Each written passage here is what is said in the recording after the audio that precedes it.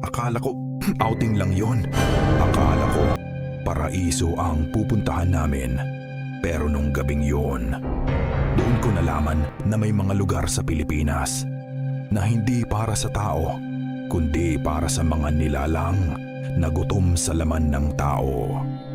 Noong 2012, graduating student pa lang ako noon sa isang universidad sa Sultan Kudarat. Masaya ang aming buhay bilang isang mga estudyante. Puno ng barkada, gala at syempre kasama ang mga girlfriend namin. Isang araw, nagkayayaan kami. Pare, punta tayo sa lugar nila Mary. Solid daw doon. Si Mary nga pala ay nililigawan ko noon. Gusto ko talaga siya simula noong kami ay first year pa lamang.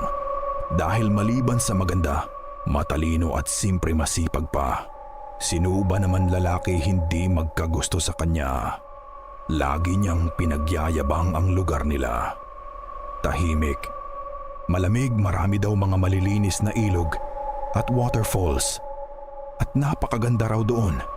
Hindi kami nagdalawang isip na pumunta sa kanila. 4 kaming nakamotor, tig-iisang backride. Habang bumabiyahe kami, puro tawanan, asaran, parang normal na outing lang. Habang papalapit kami, napansin ko kakaiba talaga ang lugar dahil maliban sa napaka-presko ng hangin, may kung ano akong kilabot na nararamdaman. Paunti ng paunti ang mga bahay hanggang sa wala na akong nakikitang mga tao at mga bahay. Puro puno, matataas na kahoy, makakapal puno, parang tinatakpan ang langit. Hangang sa biglang huminto si Mary. Ang sabi niya, "Dito na lang tayo mag-park. Dito natin iiwan ang motor dahil hindi nang pasok ng motor ang daan papunta sa amin. Huwag kayong mag-alala. Maging safe naman yan dito. Sa kamag-anak din namin ang bahay na ito. Lakad na lang tayo papasok." Nagkatinginan kami. Lakad? Gaano naman kalayo ang lalakarin natin? Ngumiti lang siya sa amin. "Malapit lang yan." Pero ang hindi ko alam at ang malapit na sinasabi niya ay umabot ng halos 1 oras na lakad sa gitna ng gubat. Masaya naman sa una dahil walang ganitong pangyayari sa city. Habang naglalakad kami, biglang bumigat ang pakiramdam ko na para bang may kakaiba akong nararamdaman. Hindi ko maipaliwanag. Parang may hangin pero hindi normal. May kakaibang kilabot. Ang hangin ay malamig pero para bang may halong galit. Tahimik naman ang paligid.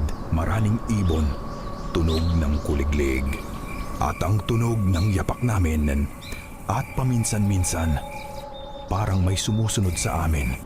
Kaya panay naman ang lingon ko. Ngunit wala naman akong nakikita. Hindi mapaliwanag na kilabot ang nararamdaman ko.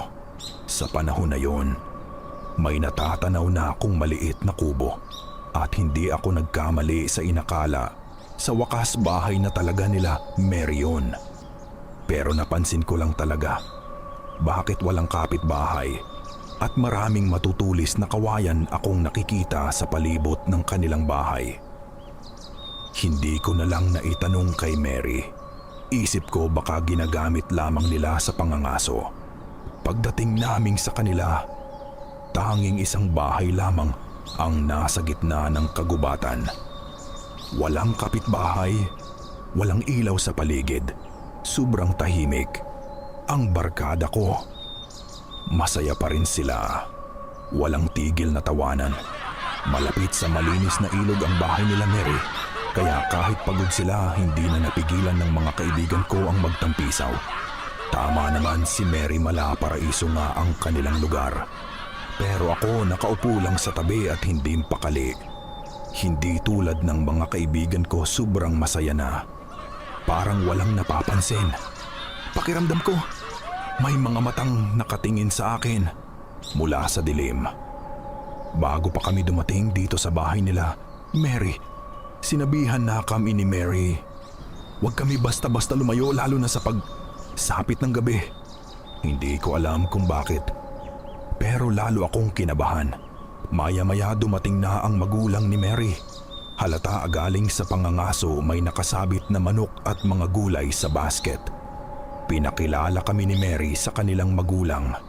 Doon ko lang nalaman na nag-iisang anak pala si Mary. Siyempre inaasahan na namin na mangyari ang tinulang manok sa hapunan. At napaka-maraming sariwang prutas ang nasa mesa. Sabay-sabay naman kaming kumain kasama ang magulang ni Mary. Medyo tahimik ang magulang ni Mary. At napansin ko rin na parabang nag-alala sila at hindi mapakali. Inisip ko na lang noon na mahiyain lang talaga sila.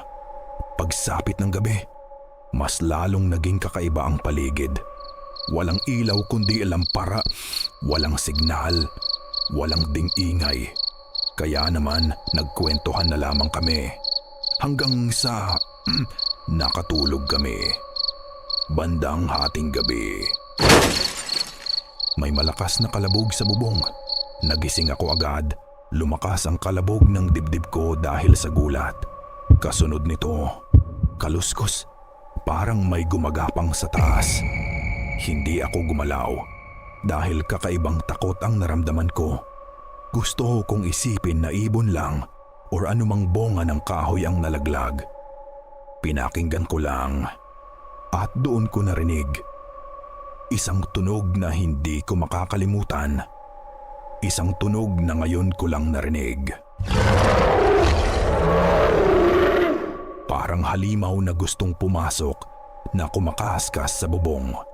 Biglang may kumalabog ulit.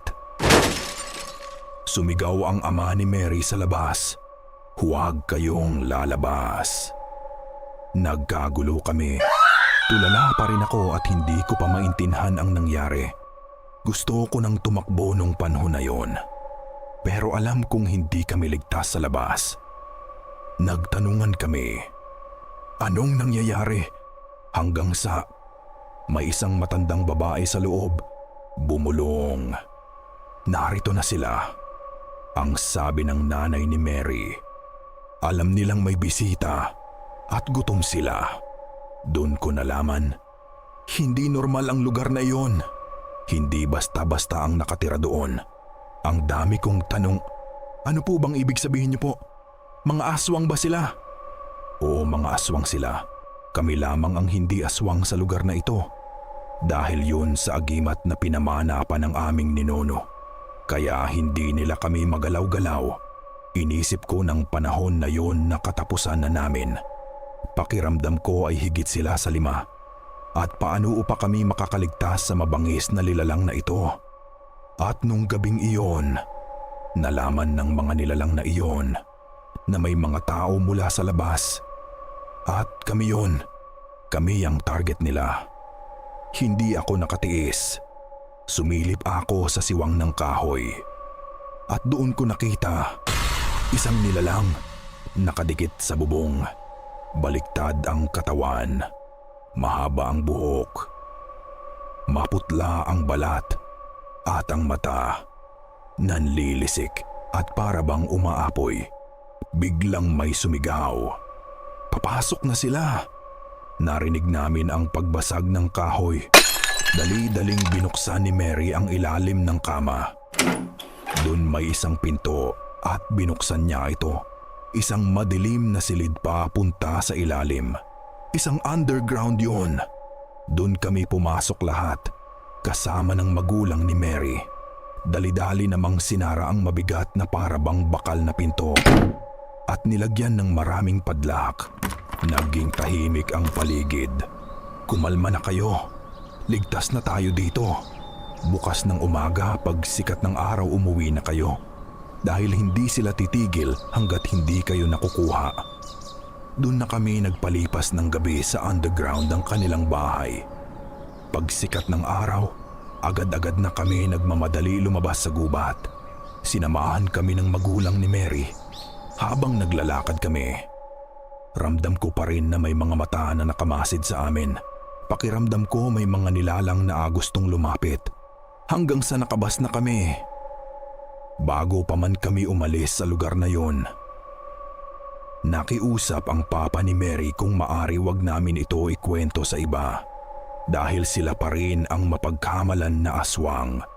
Nangako naman kami sa papa ni Mary na itago ang lahat, alang-alang sa kaligtasan ng pamilya ni Mary. Sumapit ang aming graduation day. Ramdam pa rin namin ang takot. Hanggang ngayon, hindi pa rin ako makapaniwala sa nangyari sa amin.